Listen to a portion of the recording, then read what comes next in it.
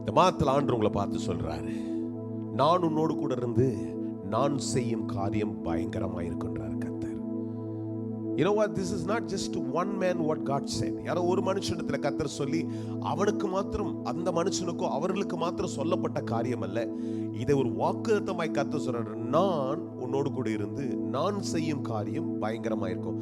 It speaks about the confidence, the assurance and how God could do great things in your life. நான் சொல்றேன், ஒருவேளை நீங்க யாருமே இல்லை, என்ன நடக்கும் தெரியல, நான் தனியா இருக்கிறேனே, எப்படி காரியம் நடக்க போகுதுன்னு சொல்லி நீங்கள் அங்கலாய்த்து கொண்டிருக்கலாம். யாத்திராகமம் புஸ்தகம் 34:10 அன்றைக்கு மோசே எல்லாம் ஒரு மாதிரி எல்லாம் நல்லா தான் இருக்கிற மாதிரி இருக்குது. ஆனால் somewhere he feels that loneliness. He says that, you know what, நான் என்னடா என்ன எப்படி எனக்கு தெரியலையேன்ற மாதிரி ஒரு கேள்வி இருக்கும்போது கர்த்தர் சொல்றார், பயப்படாத மோசே, நான் உன் கூட இருப்பேன், நான் செய்யற காரியம் பயங்கரமா இருக்கு. கர்த்தர் உன் கூட இருப்பார் என்றால் தயவு உண்டாகும். கர்த்தர் உன் கூட இருக்கும்போது you will see favor. கர்த்தர் உன்னோடு கூட இருப்பார். கர்த்தர் உன் கூட இருக்கும்போது the Lord will bring fulfillment in your life.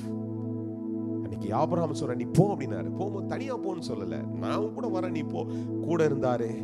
Abraham சகல காரியங்களும் ஆசீர்வதிக்கப்பட்டான் வசனம். அப்படிதான் கர்த்தர் கூட இருக்கும் பொழுது சகல காரியங்களில் நீ ஆசீர்வதிக்கப்படுவாய், ஒன்றிலும் குறைவு இருக்காது.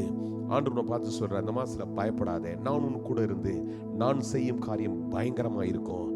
நீ நல்லா இருப்ப, தயவோடு இருப்பாய், செழிப்போடு இருப்பாய், எல்லாவற்றிலும் நிறைவுள்ளவனாய் இருப்பாய்.